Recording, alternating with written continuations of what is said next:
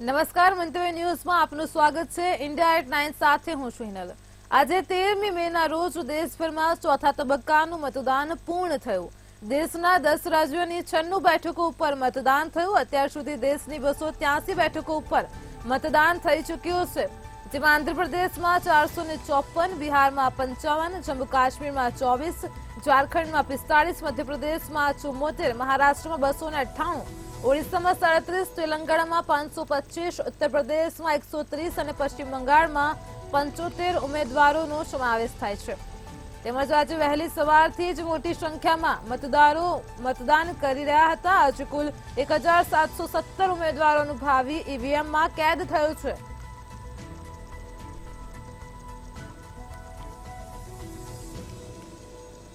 તો આજરોજ દેશભરમાં ચોથા તબક્કાનું મતદાન પૂર્ણ થયું, જેમાં જીતિન પ્રસાદે ઉત્તર પ્રદેશ મંત્રીએ મતદાન કર્યું। સાથે જ ઓમર અબ્દુલ્લા, ફારૂક અબ્દુલ્લા સાથે અગ્નિમિત્ર પોલે પણ મતદાન કર્યું। તો આ સાથે જ આજના ચોથા તબક્કાના મતદાનમાં મોહન યાદવે મધ્યપ્રદેશ સીએમમાં મતદાન કર્યું। અસરુદ્દીન ઓવૈસીએ પણ મતદાન કર્યું। તો સાથે જ વાયએસઆરસીપીના સાંસદ વિજય સાંઈ રેડ્ડીએ પણ આજરોજ મતદાન કર્યું હતું।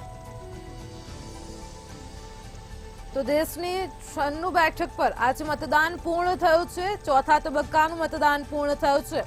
1717 ઉમેદવારો મેદાનમાં છે। તો મોટી સંખ્યામાં આજરોજ મતદારોએ મતદાન કર્યું છે। દેશભરમાં ચોથા તબક્કાનું મતદાન પૂર્ણ થયું। તો ચોથા તબક્કાનું 62% મતદાન નોંધાયું છે।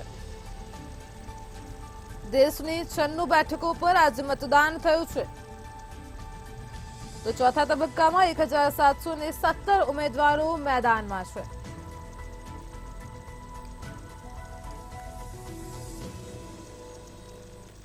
વડાપ્રધાન નરેન્દ્ર મોદી વારાણસી લોકસભા બેઠક પરથી ઉમેદવારી નોંધાવવાના એક દિવસ પહેલા સોમવારે સાંજે કાશીમાં 6 કિલોમીટર લાંબો રોડ શો શરૂ કર્યો। વડાપ્રધાન સતત ત્રીજી વખત વારાણસી બેઠક પરથી ચૂંટણી લડી રહ્યા છે, જ્યાં લોકસભા ચૂંટણીના 7મા અને છેલ્લા તબક્કામાં 1 જૂને મતદાન થશે। તો વડાપ્રધાનના રોડ શોમાં ઉત્તર પ્રદેશના મુખ્યમંત્રી યોગી આદિત્યનાથ, મંત્રીઓ અને ધારાસભ્યો પણ આ કાર્યક્રમમાં જોડાયા હતા। વારાણસીમાં પીએમ મોદીનો મેગા રોડ શો યોજાયો હતો। આ દરમિયાન એકત્ર થયેલી ભીડનો ઉત્સાહ પણ જોવા મળ્યો હતો। લોકો હાથ ઊંચા કરીને પીએમ મોદીનું અભિવાદન કરી રહ્યા હતા અને આ દરમિયાન પીએમ મોદીએ પણ લોકોના પ્રેમથી અભિભૂત થઈ રહ્યા હતા। તેમણે આટલો સ્નેહ અને પ્રેમ વરસાવ બદલ લોકોનો આભાર વ્યક્ત કર્યો। તો આ રોડ શો દરમિયાન પીએમ મોદીએ એક્સ પર એક પોસ્ટ લખીને કાશીને ખાસ જણાવ્યું અને તેમણે લખ્યું, કાશી ખાસ છે, અહીંના લોકોની હૂંફ અને સ્નેહ અદ્ભુત છે।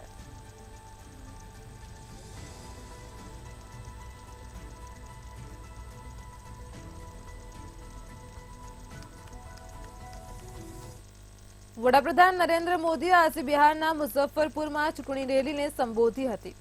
આ દરમિયાન તેમણે પાકિસ્તાન અને વિરોધ પક્ષ પર નિશાન સાધ્યું હતું। વડાપ્રધાને કોંગ્રેસ ડરપોક હોવાના પ્રહાર કર્યા। તો આ સાથે જ કોંગ્રેસને પાકિસ્તાનના પરમાણુ બોમ્બ સપનામાં આવતા હોવાની પણ વાત કરી। તો પીએમએ વધુમાં કહ્યું કે જો પાકિસ્તાને બંગડી નથી પહેરી તો અમે પહેરાવી દઈશું। તેમણે પણ લોટની જરૂર છે, તેમની પાસે વીજળી પણ નથી, અમને ખબર નથી કે તેમની પાસે બંગડીઓ પણ નથી। આ ઉપરાંત વધુમાં શું કહ્યું, આવો સાંભળીએ। इंडी गठबंधन के नेताओं के कैसे कैसे बयान आ रहे हैं। कहते हैं कि पाकिस्तान ने चूड़ियां नहीं पहनी है। अरे भाई पहना देंगे। अब उनको आटा भी चाहिए, उनके पास बिजली भी नहीं है। अबे हमें मालूम नहीं है कि उनके पास चूड़ियां भी नहीं है।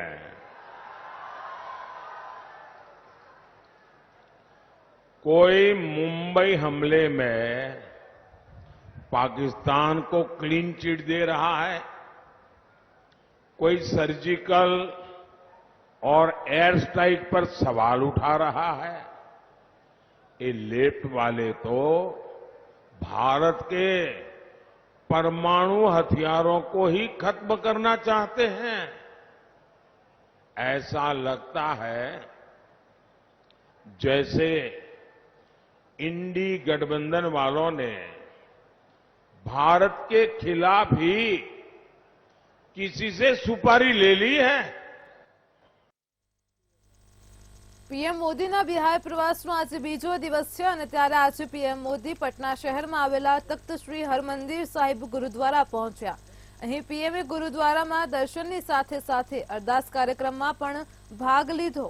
તો પીએમએ પટના સાહિબ ગુરુદ્વારામાં માથું ટેકવ્યું હતું. આ પછી પીએમ લંગરવાડા વિસ્તારમાં ગયા હતા અને ત્યાં તેમણે ભોજન બનાવ્યું. વડાપ્રધાને રોટલી પણ વણી હતી. આ સાથે જ વડાપ્રધાન મોદીએ લંગરમાં બેઠેલા લોકોને પોતાના હાથે ભોજન પણ પીરસ્યું હતું. તો વડાપ્રધાન મોદીએ માથા પર પાઘડી પણ પહેરી હતી અને તેઓ લગભગ 20 મિનિટ સુધી ગુરુદ્વારામાં રહ્યા. રવિશંકર પ્રસાદ અને અશ્વિની ચૌબે પણ તેમની સાથે હાજર હતા. આ પહેલીવાર છે જ્યારે કોઈ પીએમ પટના સાહિબ ગુરુદ્વારા પહોંચ્યા છે.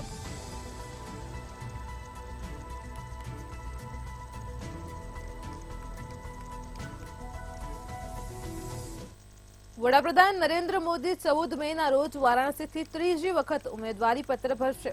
પીએમ મોદી ઉમેદવારી પત્ર ભરતા પહેલા આવતીકાલે કાશી આવશે.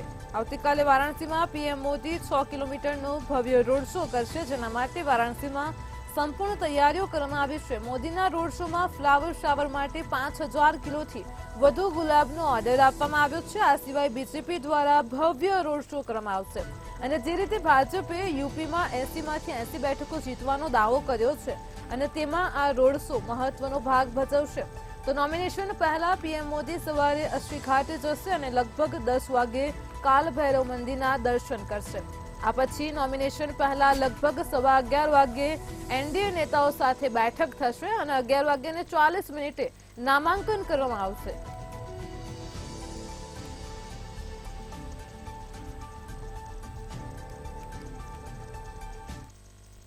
લોકસભા ચૂંટણી 2024ના ચોથા તબક્કાનું મતદાન આજે પૂર્ણ થયું છે. આ દરમિયાન બિહારમાં પણ મતદારોનો જોશ જોવા મળ્યો હતો. ત્યારે ગતરોજ બિહારની રાજધાની પટનામાં વડાપ્રધાન મોદીએ એક મેગા રોડ શો કર્યો હતો. આ રોડ શોમાં બિહારના મુખ્યમંત્રી નીતિશ કુમાર પણ હાજર રહ્યા હતા. આ રોડ શોને જોયા બાદ સોશિયલ મીડિયા પર એવી ચર્ચા થવા લાગી છે કે નીતિશ કુમારને સાઇડલાઇન કરી દેવાયા અને પીએમ મોદીની આ રેલી ધ મોદી શો બની ગયો હતો. આ પ્રચાર રેલીમાં નીતિશ કુમાર તેમના હાથમાં ભાજપના કમળનું ચિહ્ન લઈને ઉભેલા દેખાયા હતા, જે લોકો સમક્ષ લહેરાવીને વોટની અપીલ કરતા હોય તેવું લાગ્યું હતું. એક યુઝર્સે તેમના ટ્વીટમાં લખ્યું કે નીતિશ કુમારને જે રીતે રેલીમાં સાઇડલાઇન કરાયા તે આ અપમાનને લાયક જ છે. અન્ય એક યુઝરે લખ્યું કે નીતિશ બાબુને એક પ્રકારનું રમકડું પકડાવી દેવામાં આવ્યું છે.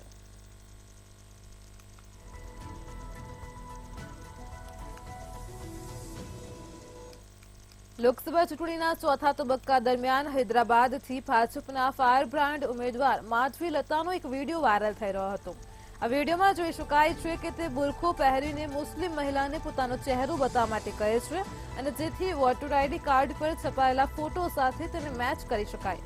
આ ઘટનાનો વિડીયો વાયરલ થતા હોબાળો મચ્યો છે. હૈદરાબાદ પોલીસે માધવી લતા સામે કેસ નોંધ્યો છે. આ ચૂંટણીમાં ભાજપના ઉમેદવાર માધવી લતાને લઈને ભારે ચર્ચા થઈ રહી છે. તો ભાજપે તેમને એઆઈએમઆઈના 4 વખતના સાંસદ અશરુદ્દીન ઓવૈસી સામે ઉભા રાખ્યા છે.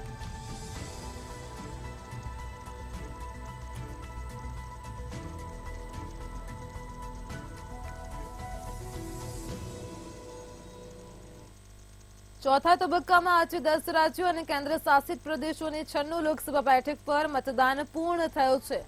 આ સાથે જ આંધ્રપ્રદેશની 25 લોકસભા અને 175 વિધાનસભા બેઠક પર આજે મતદાન થયું.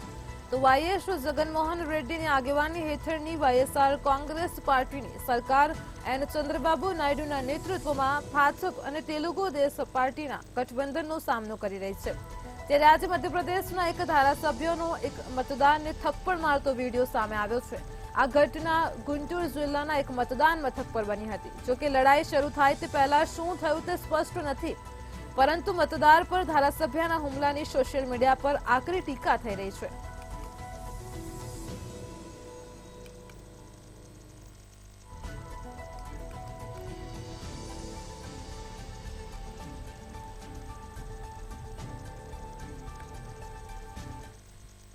કાશ્મીરમાં કલમ 370 હટાવ્યા બાદ પહેલીવાર ચૂંટણી થઈ હતી. શ્રીનગરમાં મતદાન માટે લાંબી લાઈનો લાગી હતી અને જેમાં સુરક્ષાના ભાગરૂપે ભારે ફોર્સ પણ તૈનાત હતી.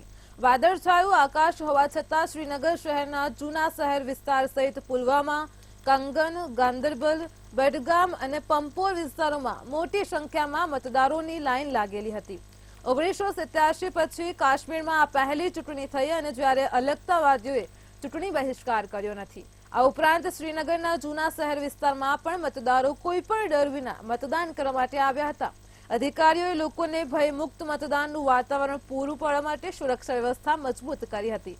સમગ્ર ક્ષેત્રમાં મોટી સંખ્યામાં સુરક્ષા દળો તૈનાત કરવામાં આવ્યા હતા. તો મત વિસ્તારમાં 17 લાખથી વધુ મતદારો છે. ચૂંટણી પંચે મત વિસ્તારમાં 2135 મતદાન મથકો બનાવ્યા હતા અને જેમાં 1004 શહેરી અને 1131 ગ્રામીણ છે.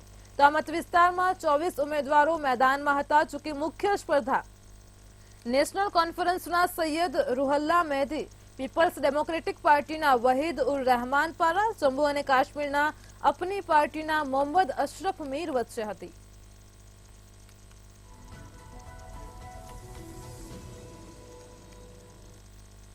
કોંગ્રેસ નેતા રાહુલ ગાંધીનો એક વિડીયો સોશિયલ મીડિયા પર વાયરલ થઈ રહ્યો છે. રાહુલ ગાંધી કપાળ પર તિલક લગાવીને અને માળા પહેરીને મંદિરમાંથી બહાર આવી રહ્યા છે. આ દરમિયાન ત્યાં હાજર લોકો મોદી મોદીના નારા લગાવી રહ્યા છે. એવો દાવો કરવામાં આવી રહ્યો છે કે રાયબરેલી લોકસભા સીટ માટે નોમિનેશન બાદ રાહુલે રામ મંદિરના દર્શન કર્યા હતા. પરંતુ રાહુલ ગાંધીની ભારત જોડો યાત્રા ફેબ્રુઆરીમાં ઝારખંડ પહોંચી હતી. આ દરમિયાન કોંગ્રેસના સાંસદો દેવઘરમાં બાબા બૈદ્યનાથ મંદિર પહોંચ્યા હતા. લાલ ધોતી પહેરીને રાહુલે મંદિરમાં ધાર્મિક વિધિ મુજબ પૂજા કરી હતી અને જ્યારે તેઓ બહાર આવ્યા ત્યારે રાહુલ વિરુદ્ધ સૂત્રોચ્ચાર કરવામાં આવ્યા હતા. ત્યાં હાજર લોકોએ મોદી મોદીના નારા લગાવ્યા હતા.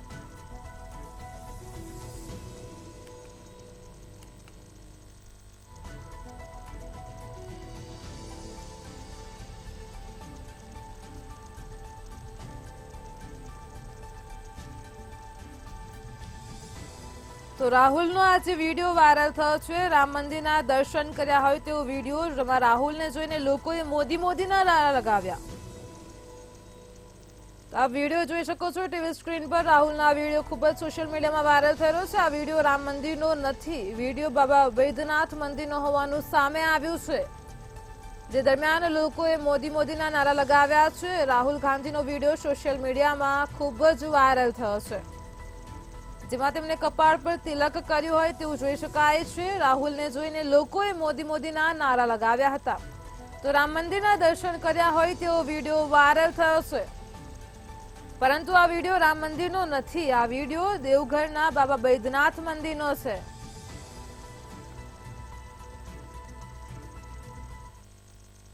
દિલ્હીના મુખ્યમંત્રી અરવિંદ કેજરીવાલ તિહાડ જેલમાંથી વચગાળાના જામીન પર છૂટ્યા પછી પૂરા જોશથી લોકસભા ચૂંટણી પ્રચારમાં લાગી ગયા છે. કેજરીવાલે રવિવારે નવી દિલ્હી લોકસભા બેઠક પર અપના ઉમેદવાર સોમનાથ ભારતીના સમર્થનમાં મોતીનગરમાં રોડ શો કર્યો હતો. આ સમયે તેમણે લોકોને અપીલ કરી કે 25 મેના રોજ તમે ઝાડુનું બટન દબાવશો તો મારે ફરી જેલ જવું નહીં પડે. અરવિંદ કેજરીવાલે આપનો 10 ગેરંટીનો કાર્યક્રમ પણ જાહેર કર્યો, જેમાં ગરીબોને 200 યુનિટ મફત વીજળી, 1 વર્ષમાં 2 કરોડ નોકરી, ચીને પચાવી પાડેલી જમીન પાછી લેવા સૈન્યને ખુલ્લી છૂટનો સમાવેશ થાય છે. તો કેજરીવાલે કહ્યું છે કે મારી ધરપકડના કારણે આપનો ચૂંટણી ઢંઢેરો જાહેર કરવામાં થોડો વિલંબ થઈ ગયો, પરંતુ હજુ પણ અનેક બેઠકો પર ચૂંટણી બાકી છે. આ કેજરીવાલની ગેરંટી છે કે ઇન્ડિયા બ્લોકની સરકાર બન્યા પછી આ ગેરંટી પૂરી કરાવીશ. આ ગેરંટી ભારતનું વિઝન છે. બીજી બાજુ દિલ્હીના મુખ્યમંત્રી અરવિંદ કેજરીવાલે પક્ષના ધારાસભ્યો સાથે પણ બેઠક કરી હતી. તે દરમિયાન તેમણે કહ્યું કે મને સમાચાર મળ્યા છે કે ભાજપે તમને લાલચ, ધમકી આપીને તોડવાનો પ્રયત્ન કર્યો છે, પરંતુ તમે બધા મજબૂત રહ્યા અને કોઈ તૂટ્યા નહીં. સાંભળ્યું છે કે ઇન્દોર અને સુરતવાળા ચૂંટણી પહેલા જ ભાગી ગયા, તો હું 21 દિવસ માટે છૂટ્યો છું અને બીજી જૂને ફરી જેલમાં જવાનું છે. આ દેશનું ભવિષ્ય હવે માત્ર આમ આદમી પાર્ટીના હાથમાં છે અને પક્ષોને દેશે અજમાવી જોયા છે. આગામી સમયમાં આપ જ દેશનું સુકાન સંભાળશે. આખા દેશમાં રાજકીય નેરેટિવ ભાજપ વિરુદ્ધ થઈ ગયો છે. સુપ્રીમ કોર્ટે મારી મુક્તિનો જે આદેશ આપ્યો હતો તે કોઈ ચમત્કાર જ છે. ભગવાન આપણી પાસે કંઈક કરવા માંગે છે, જો કે આપણે તો નિમિત્ત માત્ર છીએ.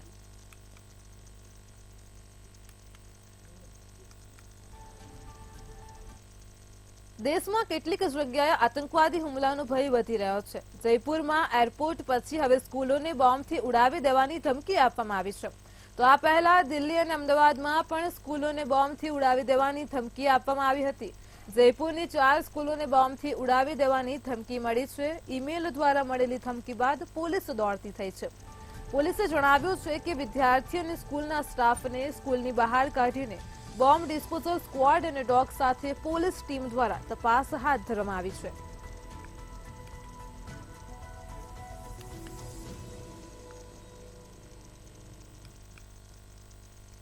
ઝારખંડના ભૂતપૂર્વ મુખ્યમંત્રી હેમંત સોરેને મની લોન્ડરિંગ કેસમાં તેમની ધરપકડને પડકારતા સુપ્રીમ કોર્ટમાં અરજી કરી હતી.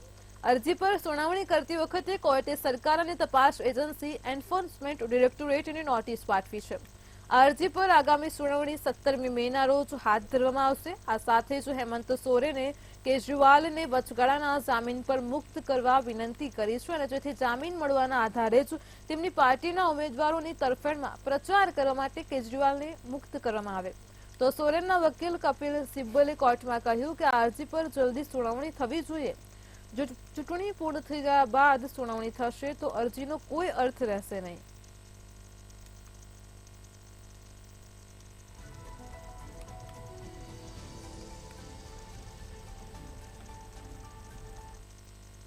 ભારતના મુખ્ય ન્યાયાધીશ ડીવાય ચંદ્રચૂડ આગામી નવેમ્બર મહિનામાં તેમના પદ પરથી નિવૃત્ત થશે. 9 નવેમ્બર 2022ના રોજ તેઓએ ભારતના 50મા મુખ્ય ન્યાયાધીશ તરીકે પદભાર સંભાળ્યો હતો અને 2 વર્ષ સુધી પદ પર રહ્યા. જસ્ટિસ ચંદ્રચૂડ પછી જસ્ટિસ સંજીવ ખન્ના વરિષ્ઠાથી યાદીમાં બીજા ક્રમે છે અને આગામી સમયમાં ચીફ જસ્ટિસ બનવાની લાઇનમાં પણ છે. જો વરિષ્ઠતાના નિયમ અનુસાર સિદ્ધાંતનું પાલન કરવામાં આવે તો જસ્ટિસ સંજીવ ખન્ના 11 નવેમ્બર 2024ના રોજ દેશના 51મા મુખ્ય ન્યાયાધીશ બનશે. તેમનો કાર્યકાળ 6 મહિનાનો રહેશે અને તેઓ 13 મે 2025ના રોજ નિવૃત્ત થઈ જશે. જસ્ટિસ સંજીવ ખન્ના જાન્યુઆરી 2019માં દિલ્હી હાઈકોર્ટમાંથી સુપ્રીમ કોર્ટમાં આવ્યા હતા અને લગભગ 4.5 વર્ષના તેમના કાર્યકાળ દરમિયાન અહીં ઘણા મહત્વપૂર્ણ નિર્ણય પણ આપવામાં આવ્યા છે. તેઓએ 90 ચુકાદા આપ્યા છે.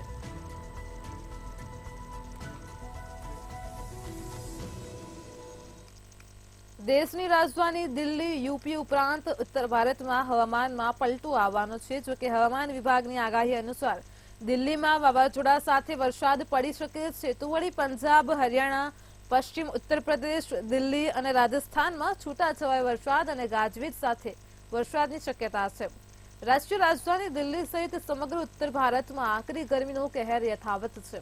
બપોરના તાપમાં લોકોને ઘરની બહાર નીકળવું મુશ્કેલ બની રહ્યું છે. રાત્રિના સમયે પણ તાપમાનમાં વધારો થતા લોકો બેચેન છે અને તે જ સમયે હવે હવામાન વિભાગે દક્ષિણ ઓડિશા, કર્ણાટક, કેરળ, તેલંગાણા, બિહાર અને ઉત્તર પ્રદેશના તળેટીના ભાગોમાં વીજળી અને ભારે પવન સાથે હળવાથી મધ્યમ વરસાદ અને ગાજવીજ સાથે વરસાદની આગાહી કરી છે. તો તે જ સમયે પશ્ચિમ હિમાલયના સિક્કિમ અને અરુણાચલ પ્રદેશમાં હળવાથી મધ્યમ વરસાદ સાથે છૂટાછવાયા હિમવર્ષા થઈ શકે છે.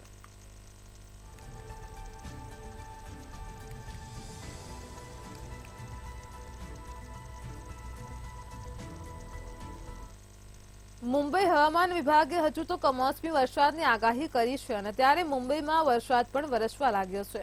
મહારાષ્ટ્રમાં પ્રી મોન્સૂન વરસાદની શરૂઆત થઈ ગઈ છે. આગામી 24 કલાકમાં રાજ્યમાં ભારે કમોસમી વરસાદ પડવાની સંભાવનાઓ વ્યક્ત કરવામાં આવી છે. છેલ્લા 3 દિવસથી રાજ્યના વિવિધ ભાગોમાં વરસાદ વરસ્યો હોવાના અહેવાલ છે. આજે પણ વરસાદની સંભાવના વ્યક્ત કરવામાં આવી છે. હવામાન વિભાગે થાણે, રાયગઢમાં કોંકણના ઘણા જિલ્લાઓને કમોસમી વરસાદ માટે યલો એલર્ટ આપ્યું છે. તો હવામાન વિભાગની આગાહી અનુસાર આજે મુંબઈમાં વાવાવંટોળ સાથે વરસાદ વરસ્યો છે.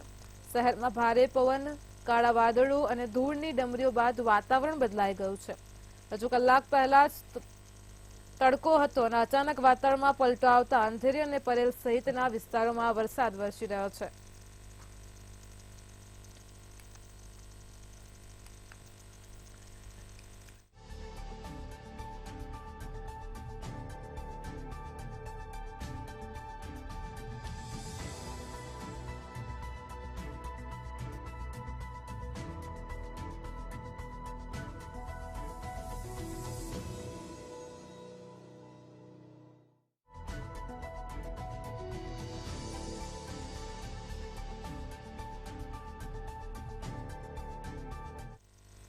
ગંગોત્રી યમુનોત્રીમાં લોકોને ભારે ટ્રાફિક જામ સર્જાવાને લઈને મહત્વનો નિર્ણય લેવાયો છે.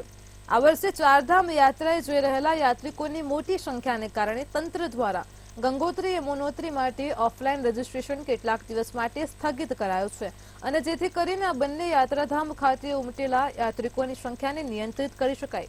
ઉલ્લેખનીય છે કે મોટી સંખ્યામાં યાત્રિકો ઉમટી પડતા જ તંત્ર દ્વારા યાત્રિકો માટે કરાયેલી વ્યવસ્થા ખોરવાઈ ગઈ છે અને યાત્રિકો યાત્રામાં ફસાઈ ગયા છે, જેનો વિડીયો પણ ખૂબ જ સોશિયલ મીડિયામાં વાયરલ થઈ રહ્યો છે.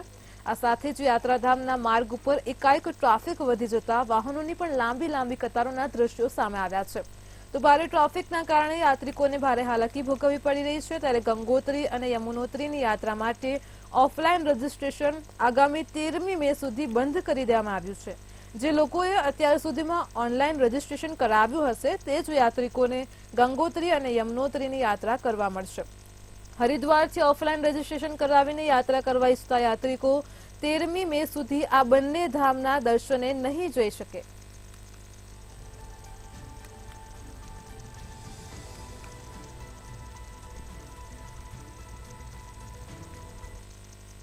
બોલિવૂડ અભિનેત્રી અને હિમાચલ પ્રદેશની મંડી લોકસભા સીટથી ભારતીય જનતા પાર્ટીના ઉમેદવાર કંગના રનૌતે હવે હિન્દુ રાષ્ટ્રને લઈને મોટું નિવેદન આપ્યું છે.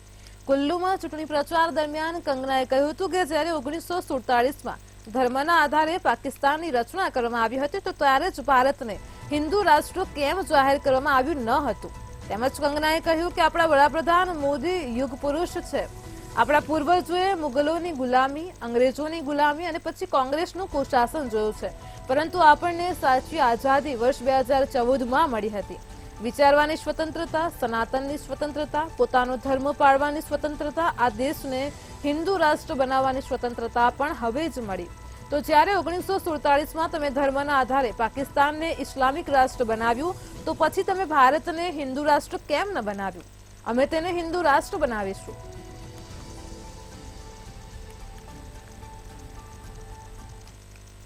કોરોના વાયરસે ફરી માથું ઉચક્યું છે. કોરોનાના ઓમિક્રોન સબવેરિયન્ટ KP2ને કારણે મહારાષ્ટ્રમાં કોરોનાના કેસમાં ધરખમ વધારો નોંધાયો છે. મીડિયા અહેવાલો અનુસાર મહારાષ્ટ્રમાં ઓમિક્રોન સબવેરિયન્ટ KP2ના 91 કેસની ઓળખ કરવામાં આવી છે. ત્યારે કોવિડના KP2 સબવેરિયન્ટે મહારાષ્ટ્રમાં JN1 વેરિયન્ટને પણ પાછળ છોડી દીધું છે અને જેના કારણે ઘણા દેશોમાં કોરોનાના કેસ વધી રહ્યા છે. અહેવાલો અનુસાર KP2 સબવેરિયન્ટના 51 કેસ પુણેમાં, 20 કેસ ઠાણેમાં નોંધાયા છે. માર્ચ અને એપ્રિલ સુધીમાં કોરોનાના પ્રકારને કારણે મહારાષ્ટ્રમાં કોરોનાના કેસોમાં ઝડપથી વધારો થયો છે. રાહતની વાત એ છે કે કોરોનાના પ્રકારનો હજુ સુધી કોઈ ગંભીર કેસ નોંધાયો નથી. હળવા લક્ષણોવાળા લોકોને હોસ્પિટલમાં દાખલ કરવાની જરૂર નથી. નિષ્ણાંતોના મતે આ વેરિયન્ટને કારણે આ ઉનાળામાં કોવિડ કેસોમાં થોડો વધારો થશે.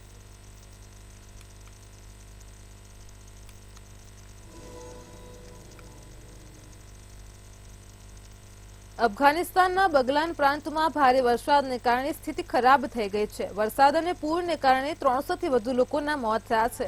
કાબુલ, ઓમાન, દુબઈ બાદ વધુ એક મુસ્લિમ દેશ અફઘાનિસ્તાનમાં કુદરતનો કાળો કહેર જોવા મળ્યો છે. તો તાલિબાન શાસિત દેશમાં ભારે વરસાદ બાદ આવેલા વિનાશકારી પૂરે ચોતરફ ભારે તબાહી મચાવી છે.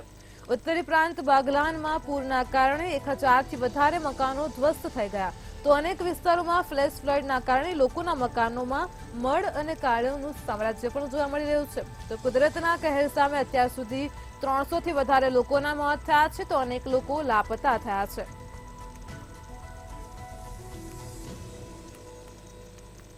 તો આ દ્રશ્યો પાણીની પ્રચંડ તાકાતની સાક્ષી પૂરે છે અને જેમાં જોઈ શકાય છે કે પાણીની ઠપાટના કારણે મકાનની મજબૂત દિવાલો ધરાશયી થઈ જાય છે અને પાણી ચારે બાજુ ફરી વળે છે. અફઘાનિસ્તાનમાં જે કુદરતનો કહેર જોવા મળ્યો છે તેના લીધે લોકોના ઘરમાં કિચડનું પ્રમાણ વધી ગયું છે. લોકોની મુશ્કેલીમાં ભારે વધારો થયો છે. તો અફઘાનિસ્તાનમાં ભારે વરસાદને કારણે સ્થિતિ ખૂબ ખરાબ થઈ છે. વરસાદ અને પૂરને કારણે 300થી વધુ લોકોના મોત નીપજ્યા છે, જ્યારે 1000થી વધારે મકાનો ધ્વસ્ત થઈ ગયા છે. તો કુદરતના કહેર સામે અફઘાનિસ્તાનમાં લોકો લાચાર બની ગયા છે. વરસાદને પૂરથી 315 લોકોના મોત થયા છે. અફઘાનિસ્તાનમાં લોકોની મુશ્કેલીમાં દિન પ્રતિદિન વધારો જ થઈ રહ્યો છે. લોકોના મકાનોમાં મળ અને કાદવનું સામ્રાજ્ય પણ જોવા મળ્યું છે. તો 1600થી વધુ લોકો ઈજાગ્રસ્ત પણ થયા છે. ભારે વરસાદને પગલે અહીં મકાનો ધ્વસ્ત થઈ રહ્યા છે. લોકોના મકાનોમાં કીચડનું પ્રમાણ વધી રહ્યું છે, રસ્તાઓ ઉપર પણ કીચડ જ કીચડ જોવા મળી રહ્યું છે. તો આ સાથે જ સમગ્ર અફઘાનિસ્તાનમાં વરસાદથી પૂર જેવી સ્થિતિ છે, જેના લીધે અફઘાનિસ્તાનવાસીઓ મુશ્કેલીમાં મુકાયા છે.